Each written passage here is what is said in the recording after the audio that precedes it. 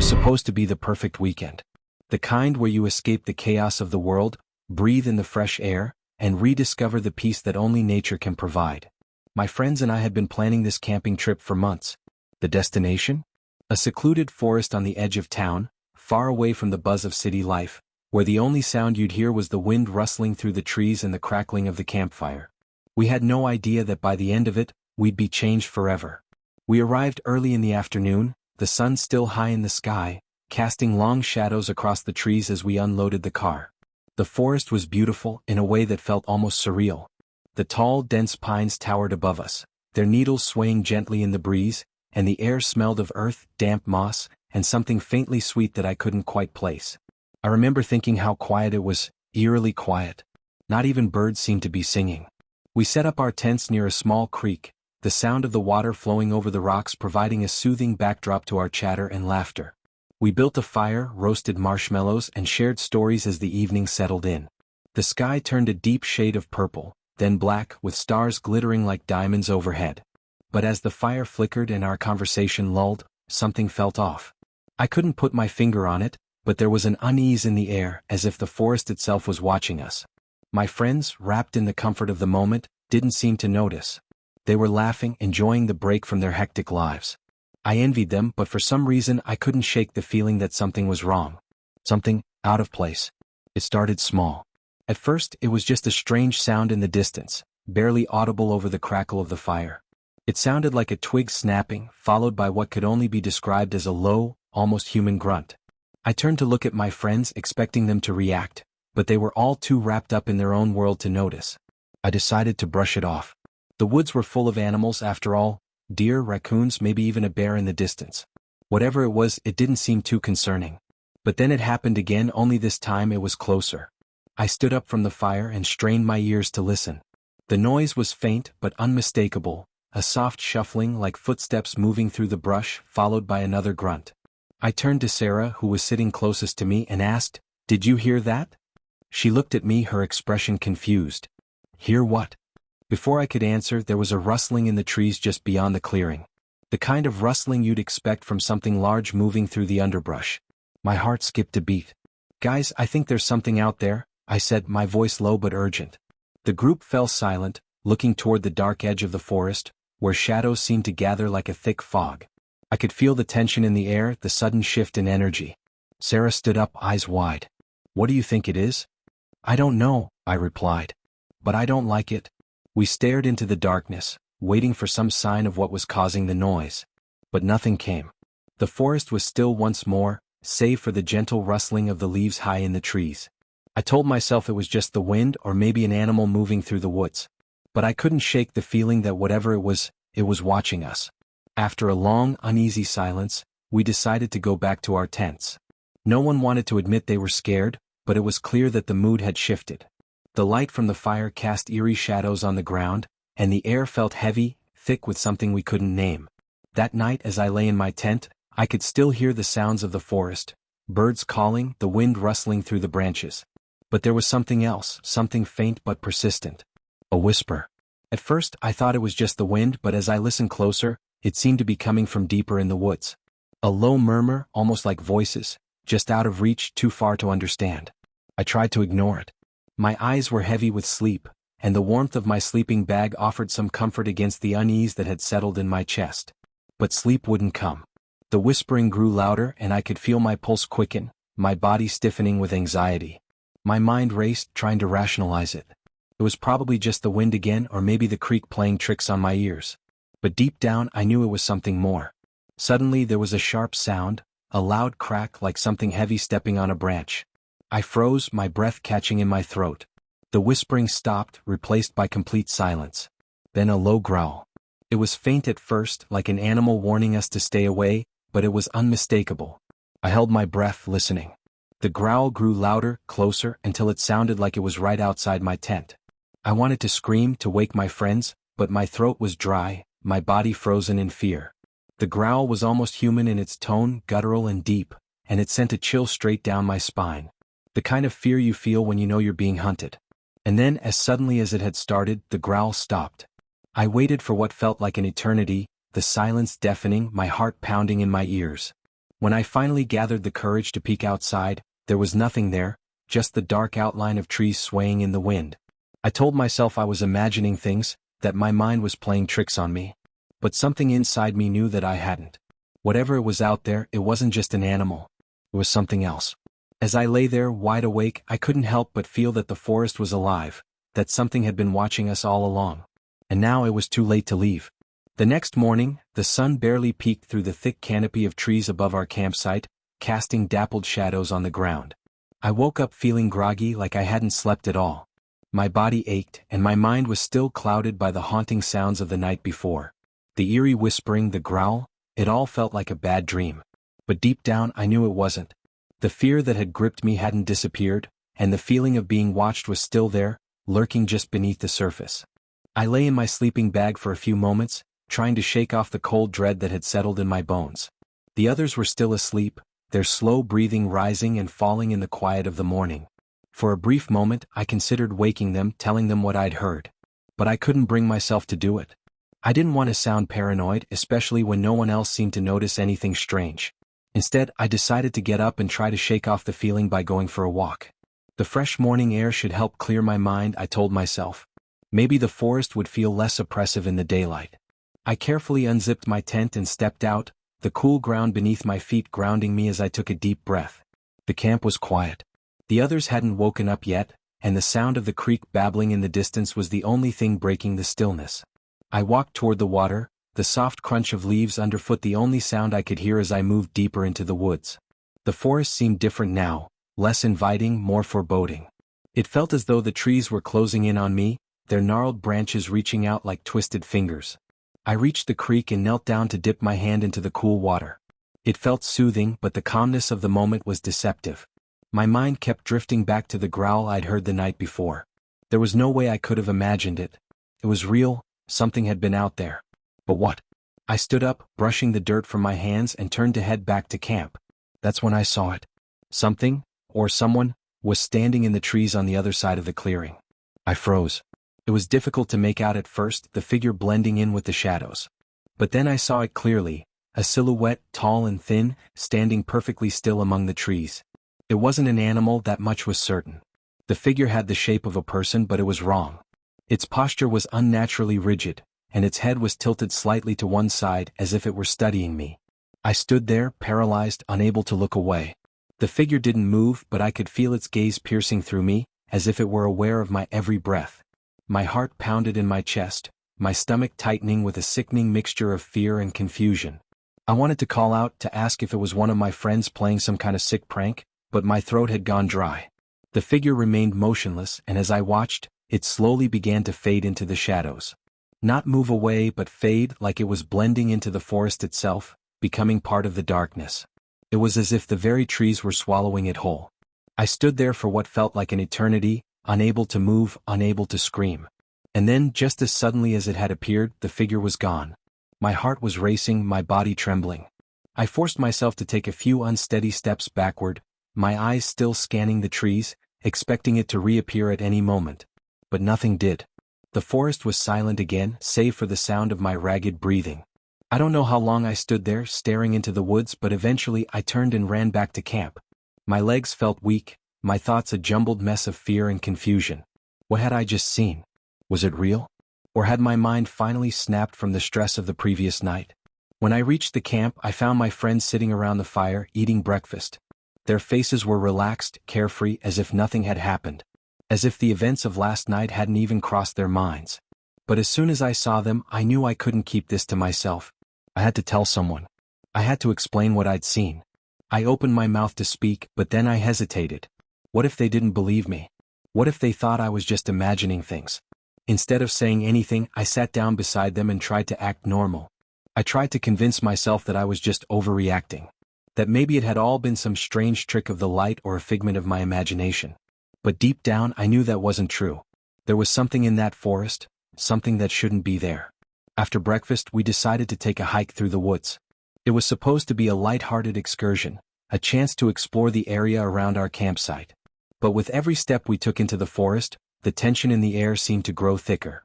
The trees loomed overhead like silent sentinels, their twisted branches clawing at the sky. The sunlight barely penetrated the canopy, leaving the forest floor bathed in a gloomy twilight. As we walked, I couldn't shake the feeling that something was following us. Every rustle of leaves, every snap of a twig, made me jump. At one point, I turned around, half expecting to see the figure from earlier standing just behind us, but there was nothing there. Just the dark, empty woods stretching out behind us. We came across a clearing, and as we stepped into it, a strange smell hit us. Foul, acrid, like something decaying.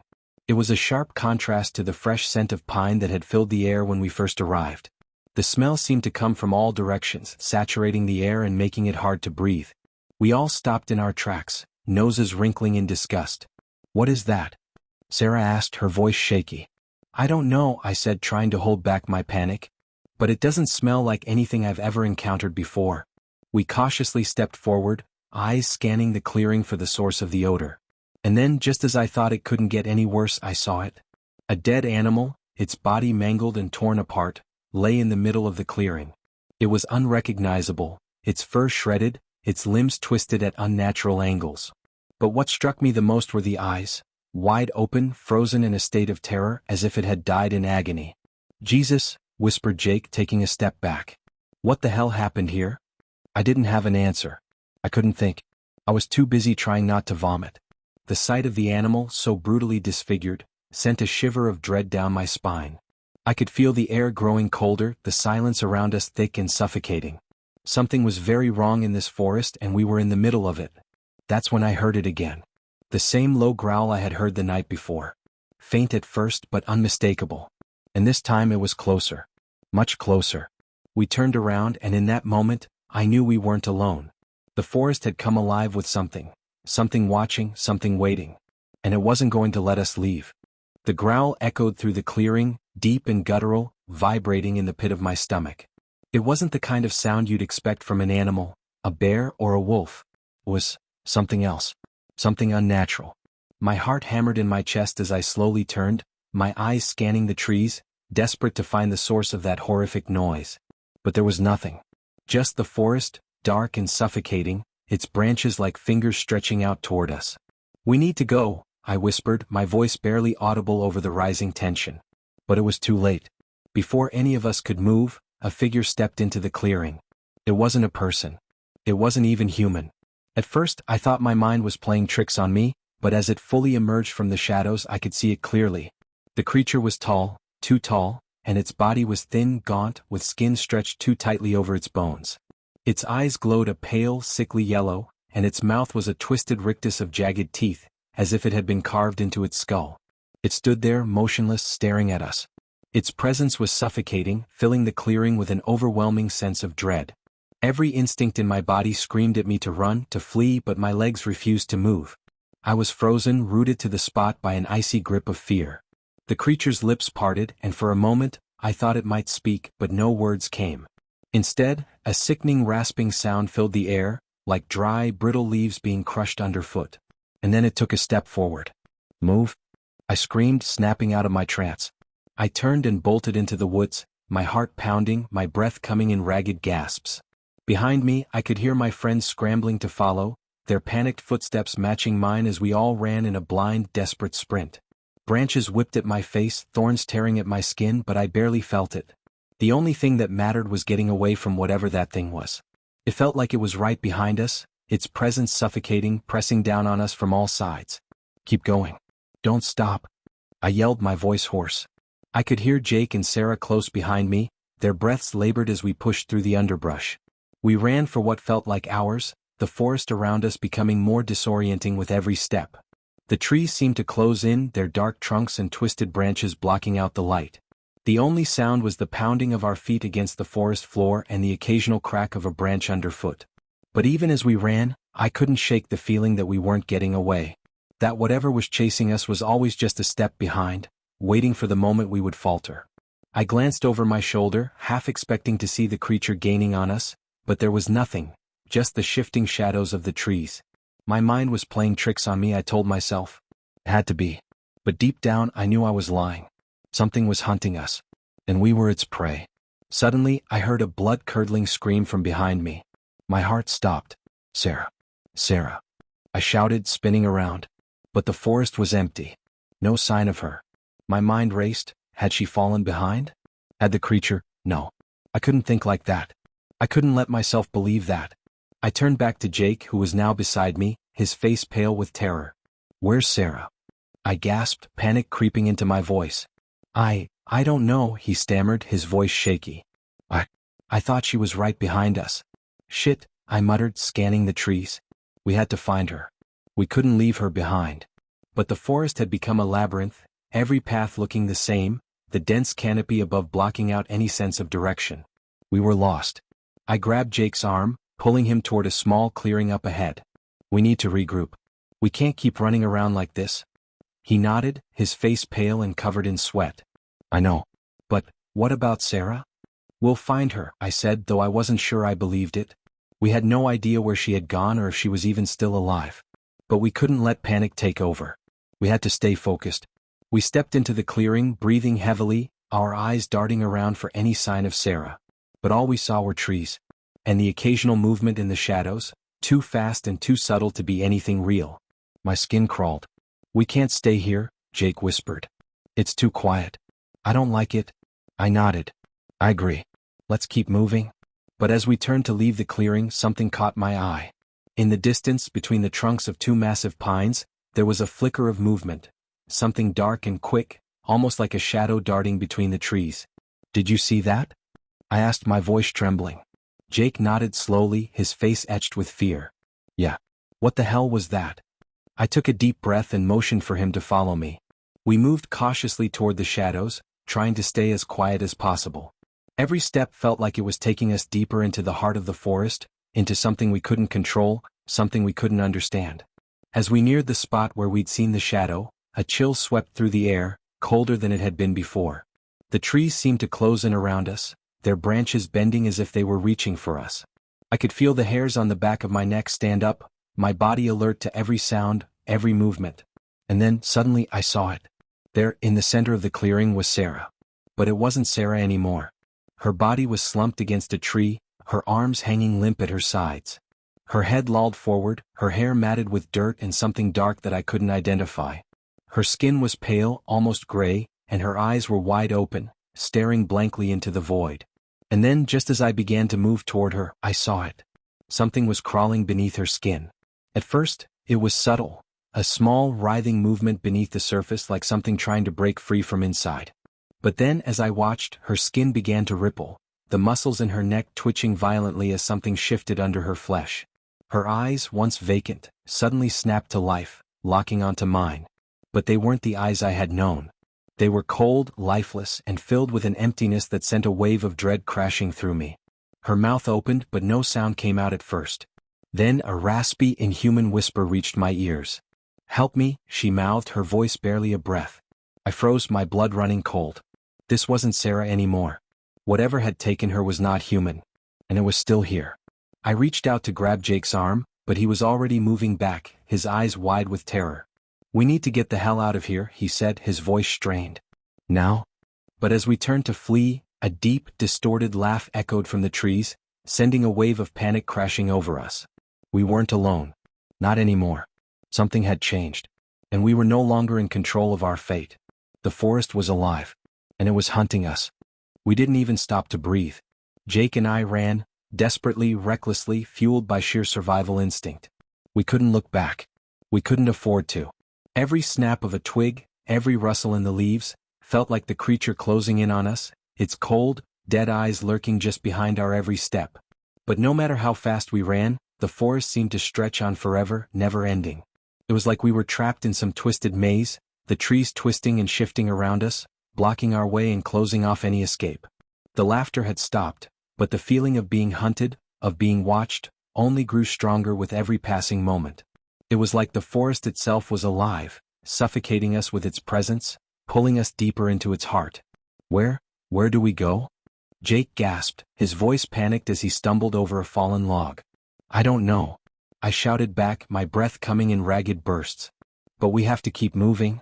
We couldn't stay still. We couldn't stop to think. Every second we wasted was another second closer to whatever had taken Sarah. Whatever had taken control of her. I tried to focus, trying to ground myself in the reality of what was happening, but the forest around us seemed to be shifting. The trees seemed to bend and sway as if they were trying to trap us in their grasp. The air had grown thicker, colder, and it felt as though the very ground beneath our feet was shifting, changing. It was impossible to keep our bearings. The path that had seemed so clear when we first arrived was now gone, swallowed up by the twisted, endless expanse of dark woods. Then, ahead of us, something moved. At first, I thought it was just another trick of the light, another shadow shifting in the corners of my vision. But then it moved again. This time I saw it clearly. A figure, crouched low to the ground, its limbs bent at unnatural angles. Its face was obscured by the shadows, but I could see its eyes, glowing faintly like embers in the dark. They were fixed on us, unblinking, unrelenting. My heart slammed in my chest, and I instinctively reached out to grab Jake's arm. "Run?" I shouted, but my voice cracked and I could hear the fear in it. We had no time to waste. We had no time to think. We just had to survive. We turned and sprinted in the opposite direction, the creature, whatever it was, chasing us, its movements fast and fluid like it was gliding through the woods rather than running. Each step it took seemed to close the distance between us. It wasn't even making a sound, no heavy footsteps, no branches snapping beneath its feet. It was as though it were floating just behind us. I dared to look over my shoulder again. The figure was closer. Much closer. Its glowing eyes were all I could see, and its twisted, distorted shape was emerging from the darkness. I could see it clearly now. Its skin was pale, stretched too tight, and its body was inhuman, unnaturally thin, with long clawed fingers that twitched and curled as it moved. I stumbled, my legs growing heavier, my breath a shallow, desperate gasp. I could feel the weight of panic dragging me down. It wasn't supposed to be like this. This was just a camping trip, just a getaway. How had it come to this? We came upon a steep hill, and without thinking, we both leapt into the descent, racing down the slope, hoping for some kind of escape, anything that might break the endless pursuit. But even as we scrambled to reach the bottom, I could hear it behind us. The creature was still there, still following, relentless, like a shadow that refused to fade. I looked around, desperate for some sign of safety, when I noticed something through the trees ahead.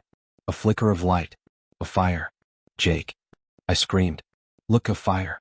We're not alone." The sight of the fire gave me a sudden burst of hope, but that hope was short-lived. The moment I spotted it, the creature's growl echoed through the trees again, louder, closer. It was a sound that vibrated in my chest, a rumbling force of nature, and it pushed me forward. The fire, safety. We had to reach it. But as we neared the fire, I saw something that made my blood run cold. There, standing by the fire, was Sarah. At least it looked like Sarah. Her back was turned to us, but I knew instantly that it wasn't her. Not completely. Her posture was too stiff, her movements too jerky, too controlled, as if she was being puppeteered by some unseen force. Her head was tilted at an odd angle, her arms hanging by her sides, and her skin, pale, almost gray, looked like it had been drained of life. "Sarah." I called, my voice cracking with desperation. "Sarah, please. What happened to you?" She turned around slowly and my stomach dropped. Her eyes, those eyes, were not hers anymore. They were cold, empty, like two lifeless orbs staring out from a hollowed skull. And that thing, it smiled. It was the same smile I had seen earlier, twisted, grotesque, stretched far too wide, its lips curling in a way that was physically impossible. The teeth were jagged and sharp, yellowed and broken, gleaming in the firelight. I wanted to run. I needed to run. But I was frozen in place, my body paralyzed by fear. This thing, it wasn't Sarah. It had taken her. And it wasn't done yet. With a sudden, jerky movement, the creature, Sarah, began to move toward us. Her limbs twitched unnaturally, her fingers curling into claws, scraping against the dirt as she crawled toward us on all fours. The sound was sickening, like dry skin ripping, like bones breaking under pressure. I turned to Jake, but he was gone. I don't know how he disappeared. One moment he was there, and the next, nothing. It was as if the shadows themselves had swallowed him whole. I couldn't process it. My mind was in overdrive, screaming at me to run, to get out of there, but my feet refused to move. The fire flickered, casting erratic shadows on the trees. And in that moment of horror I realized, we weren't just being hunted by the creature. We were being consumed, piece by piece, by whatever force controlled this forest. And there was no way out. The forest was no longer just a place. It was alive. And it was waiting for the next one to fall. I couldn't breathe. The air was thick, like I was inhaling fog, heavy with the metallic scent of something foul. My heart was pounding in my chest, each beat a painful reminder of how close I was to losing everything. The creature, Sarah, was now mere feet away, her twisted form still crawling toward me. The way her body moved, jerking and contorting, was unnatural, like a marionette being pulled by invisible strings. But there was something else now. A new sound, a low hum, almost imperceptible at first but growing louder. It seemed to be coming from deep within the forest, from the very ground beneath my feet.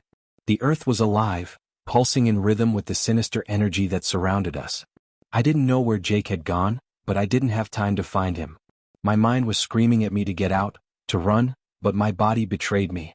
My legs refused to move. Every fiber of my being was paralyzed by the terror closing in on me, the unnatural presence surrounding me. Sarah? I whispered, my voice trembling. I wasn't sure if I was speaking to the thing that had once been her, or if I was speaking to the forest itself, as if pleading for some kind of mercy. But it didn't answer. It just smiled, its jagged teeth gleaming in the flickering firelight. The thing that wore Sarah's face reached out with long claw-like fingers, its nails scraping the dirt. It was so close now, its yellow eyes burning into mine, unblinking, filled with an emptiness that I couldn't comprehend. My entire body screamed in protest, urging me to run, to flee into the unknown, but my feet were frozen. And then, with a sudden, swift movement, it lunged. I managed to stumble backward just in time, my heart leaping into my throat as I barely avoided its grasp. The force of its motion knocked over the fire, and the clearing was plunged into darkness. The shadows seemed to close in around me, swallowing the faint light that had once given me hope. In the blackness, I heard a crackling sound, like dry leaves burning, followed by the faint whisper of a voice. My pulse quickened as I realized it wasn't just Sarah, or whatever had taken her. There were others. Dozens, maybe more. The forest was alive with them. The ground beneath my feet shifted, groaning as if the earth itself were breathing. The trees twisted in grotesque shapes, their trunks warping and bending in ways that defied logic. I looked up, and there, in the branches above, I saw them. Figures hanging from the trees, like ragged marionettes suspended in midair. Their eyes were all fixed on me. And then, in a sickening chorus, they all began to speak in unison. Join us. The words echoed through the forest, vibrating in the pit of my stomach, crawling up my spine like 1,000 insects. The voices were cold, unfeeling, and I knew with certainty that there was no escaping them. The forest had already claimed me just like it had claimed Sarah, and Jake if he was still alive. I stumbled back, my hand brushing against a tree as I tried to steady myself. But as I touched it, a sudden surge of cold shot through my fingers. The bark of the tree seemed to come alive, shifting and writhing beneath my touch, like something was moving inside. I yanked my hand back, panic flooding through me. The forest wasn't just alive, it was alive with them. The creatures. The things that had been waiting, lurking, feeding on the fear of anyone who dared to enter. I had to escape. I had to find a way out. I turned to run, but my legs wouldn't cooperate. They were heavy, like they were weighed down by the very earth beneath me. The hum in the ground grew louder, more insistent, vibrating through my chest, through my very bones. And then, suddenly, a voice, real human, cut through the darkness. Help, please. It was Jake. I spun toward the sound of his voice, my heart leaping in my chest. His voice was hoarse, desperate, as if he were begging for help. But there was something wrong with it. His voice didn't sound like him anymore. It was distorted, like it was coming from the depths of the earth, like it was being pulled from him, not spoken. Jake. I shouted, my voice trembling. Jake, where are you? I had no idea where I was going, no idea how far I had wandered, but I had to find him. I had to save him, even if it meant sacrificing myself. I stumbled forward through the trees, the ground shifting beneath my feet. The air was thick with the scent of decay, and I could feel the forest closing in on me, its branches reaching out like skeletal hands trying to trap me. The whispering voices grew louder, filling my head with their sickening chants. Join us, join us, join us. I clutched my head, trying to block out the voices, but they were everywhere. They were inside me, filling my thoughts, suffocating me. And then, through the haze of fear and panic, I saw him. Jake. He was standing in the clearing, his back to me, his body stiff, unmoving. His clothes were torn, his face pale and gaunt, like he hadn't eaten or slept in days. But it wasn't just his appearance that terrified me. It was the look in his eyes. His eyes weren't his anymore. They were empty. Hollow. The same way Sarah's had been. Jake. I cried, running toward him, reaching out to grab his arm. Jake, please snap out of it. It's not too late. But as my fingers brushed against his skin, I felt a chill run through me, a wave of cold that made my heart stop. It wasn't Jake. It was something else. Something that had taken him. His head turned slowly and he looked at me. His mouth opened but no sound came out, just a long drawn-out hiss, like the wind passing through cracked glass. His face was twisted in an unnatural grin, and his body jerked in ways that no human body should. "Join us," he whispered, his voice a rasping, broken sound. And in that moment I realized the truth. We were never going to leave this forest. We were never going to escape. We were part of it now, just like Sarah, just like Jake, just like everyone who had ever ventured into this cursed place. The trees closed in around me, their branches reaching out, pulling me into the darkness. The ground trembled beneath me, the hum growing louder, filling my mind, drowning out all thought. The voices of the forest echoed in my ears, and I knew there was no escape. I was lost. We were all lost. And the forest had claimed us. Forever.